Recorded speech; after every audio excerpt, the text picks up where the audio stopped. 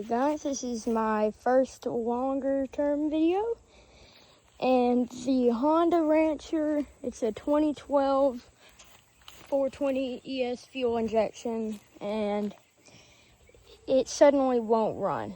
Battery's good, pause the video, fuses match up, everything's running, and they're like, it's the fuel pump, because you'd hear a clicking when it turns on.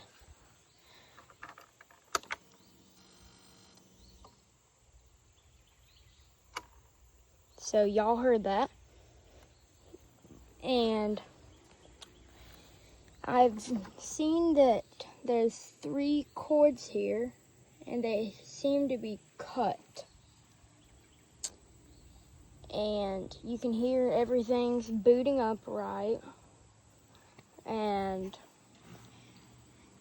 yeah, everything works on it, just wouldn't start up. It was sparking, doing the, it just wouldn't fire up right.